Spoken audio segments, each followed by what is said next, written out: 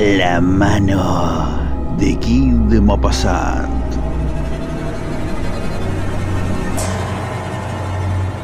Estaban en círculo en torno al señor Bermutier, juez de instrucción, que daba su opinión sobre el misterioso suceso de Saint-Cloud. Desde hacía un mes, aquel inexplicable crimen conmovía a París. Nadie entendía nada del asunto. El señor Bermutier, de pie, de espaldas a la chimenea, hablaba, reunía las pruebas, discutía las distintas opiniones, pero no llegaba a ninguna conclusión. Varias mujeres se habían levantado para acercarse y permanecían de pie, con los ojos clavados en la boca afeitada del magistrado, de donde salían las graves palabras. Se estremecían, vibraban, crispadas por su miedo curioso, por la ansiosa e insaciable necesidad de espanto que atormentaba su alma, las torturaba como el hambre. Una de ellas, más pálida que las demás, dijo durante un silencio: «Es horrible, esto roza lo sobrenatural, nunca se sabrá nada». El magistrado se dio la vuelta hacia ella. «Sí, señora, es probable que no se sepa nunca nada. En cuanto a la palabra sobrenatural que acaba de emplear, no tiene nada que ver con esto. Estamos ante un crimen muy hábilmente concebido, muy hábilmente ejecutado, tan bien envuelto en misterio que no podemos despejarlo de las circunstancias impenetrables que lo rodean. Pero yo, antaño, tuve que encargarme de un suceso en que verdaderamente parecía que había algo fantástico. Por lo demás, tuvimos que abandonarlo por falta de medios para esclarecerlo». Varias mujeres dijeron a la vez, tan deprisa que sus voces no fueron sino una: «Oh, cuéntenoslo». El señor Bermutier sonrió gravemente, como debe sonreír un juez de instrucción. Prosiguió: «Al menos no vayan a creer que he podido, incluso un instante, suponer que había algo sobrehumano en esta aventura. No creo sino en las causas naturales, pero sería mucho más adecuado si en vez de emplear la palabra sobrenatural para expresar lo que no conocemos, utilizáramos simplemente la palabra inexplicable. De todos modos, en el suceso que voy a contarles, fueron sobre todo las circunstancias circundantes, las circunstancias preparatorias las que me turbaron. En fin, estos son los hechos». Entonces era juez de instrucción en Ajaccio, una pequeña ciudad blanca que se extiende al borde de un maravilloso golfo, rodeado por todas partes por altas montañas. Los sucesos de los que me ocupaba eran sobre todo los de vendetas. Los hay soberbios, dramáticos al extremo, feroces, heroicos. En ellos encontramos los temas de venganza más bellos con que se pueda soñar. Los odios seculares, apaciguados un momento, nunca apagados. Las astucias abominables, los asesinatos convertidos en matanzas y casi en acciones gloriosas. Desde hacía 2 años no oía hablar más que del precio de la sangre, del terrible prejuicio corso que obliga a vengar cualquier injuria en la propia carne de la persona que la ha hecho, de sus descendientes y de sus allegados. Había visto degollar a ancianos, a niños, a primos. Tenía la cabeza llena de aquellas historias. Ahora bien, me enteré un día de que un inglés acababa de alquilar para varios años un pequeño chalet en el fondo del Golfo. Había traído con él a un criado francés, a quien había contratado al pasar por Marsella. Pronto todo el mundo se interesó por aquel singular personaje que vivía solo en su casa y que no salía sino para cazar y pescar. No hablaba con nadie, no iba nunca a la ciudad y cada mañana se entrenaba durante 1 o 2 horas en disparar con la pistola y la carabina. Se crearon leyendas en torno a él. Se pretendió que era un alto personaje que huía de su patria por motivos políticos. Luego se afirmó que se escondía tras haber cometido un espantoso crimen. Incluso se citaban circunstancias particularmente horribles. Quise, en mi calidad de juez de instrucción, tener algunas informaciones sobre aquel hombre, pero me fue imposible enterarme de nada. Se hacía llamar Sir John Rowell. Me contenté, pues, con vigilarlo de cerca, pero en realidad no me señalaban nada sospechoso respecto a él. Sin embargo, al seguir, aumentar y generalizarse los rumores acerca de él, decidí intentar ver por mí mismo al extranjero y me puse a cazar con regularidad en los alrededores de su dominio. Esperé durante mucho tiempo una oportunidad. Se presentó finalmente en forma de una perdiz, a la que disparé y maté delante de las narices del inglés. Mi perro me la trajo, pero cogiendo enseguida la casa, fui a excusarme por mi inconveniencia y a rogar a Sir John Rowell que aceptara el pájaro muerto. Era un hombre grande con el pelo rojo, la barba roja, muy alto, muy ancho, una especie de Hércules plácido y cortés. No tenía nada de la rigidez llamada británica y me dio las gracias vivamente por mi delicadeza en un francés con un acento de más allá de la Mancha. Al cabo de un mes habíamos charlado unas 5 o 6 veces. Finalmente una noche, cuando pasaba por su puerta, lo vi en el jardín fumando su pipa a horcajadas sobre una silla. Lo saludé y me invitó a entrar para tomar una cerveza. No fue necesario que me lo repitiera. Me recibió con toda la meticulosa cortesía inglesa.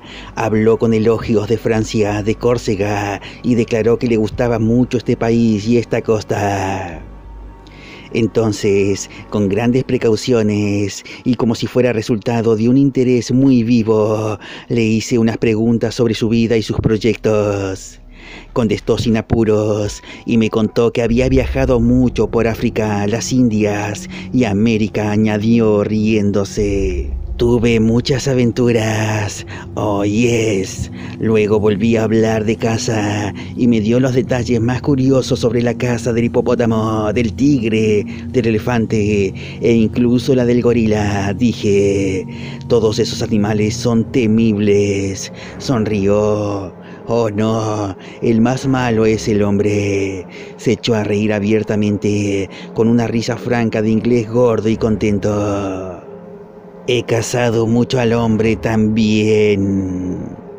Después habló de armas y me invitó a entrar en su casa para enseñarme escopetas con diferentes sistemas.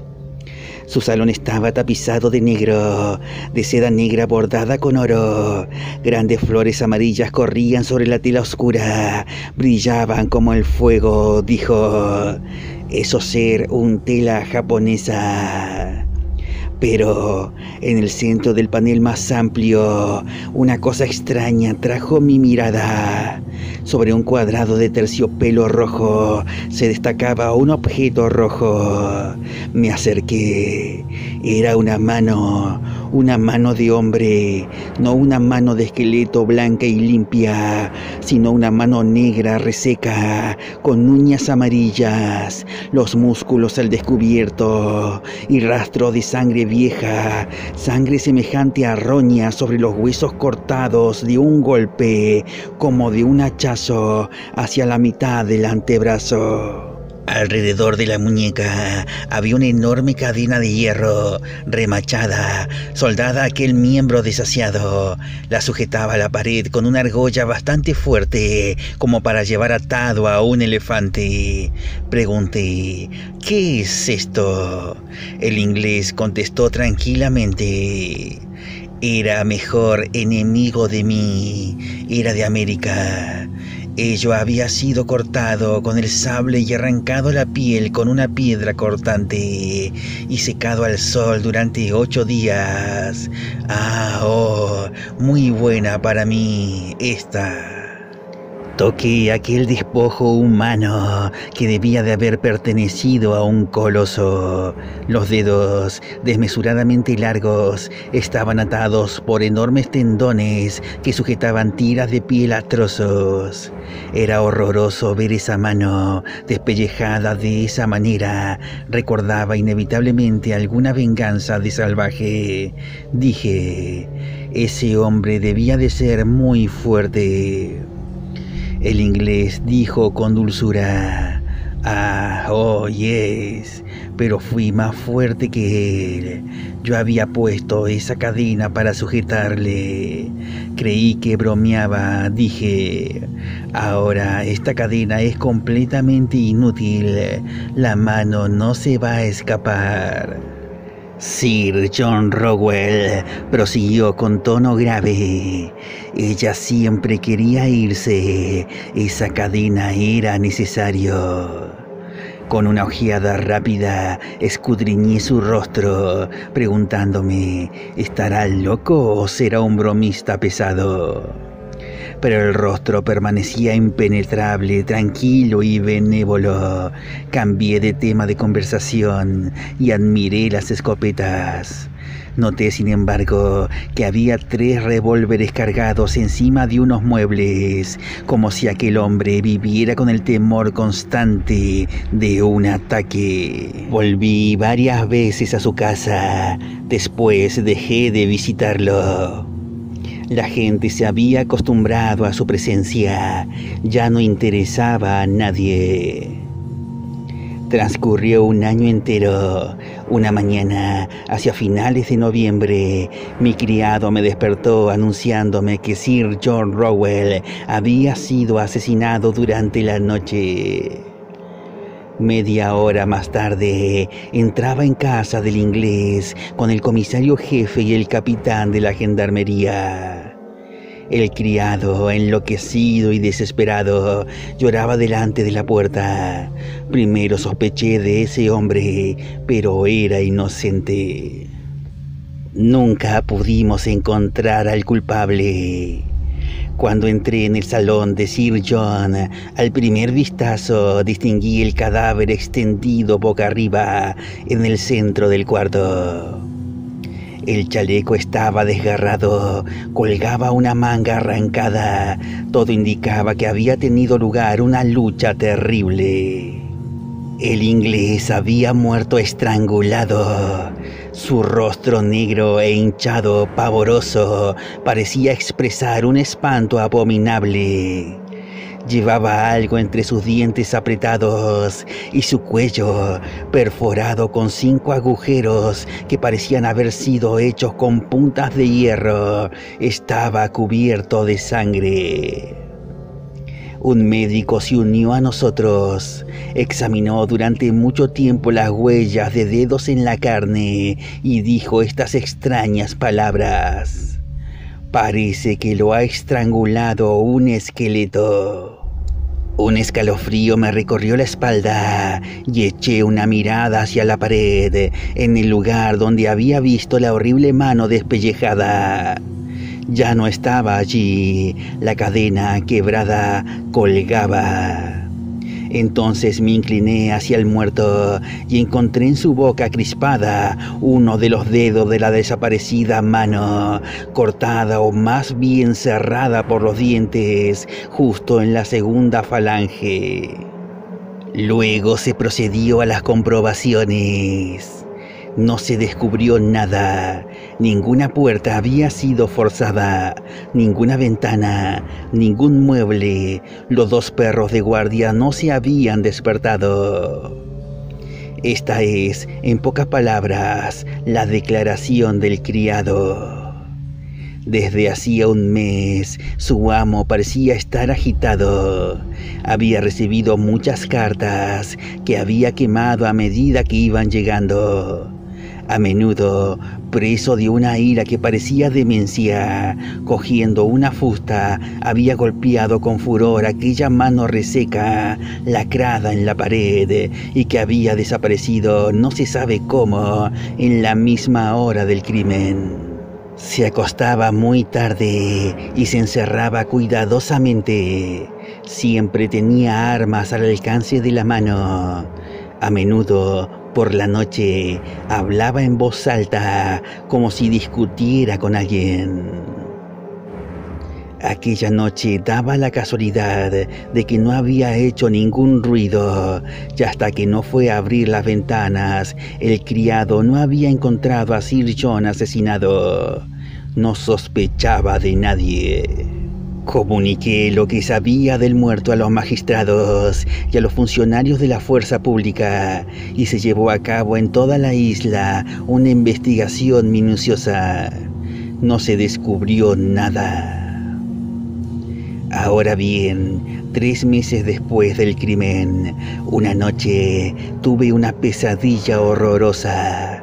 Me pareció que veía la horrible mano, correr como un escorpión o como una araña a lo largo de mis cortinas y de mis paredes.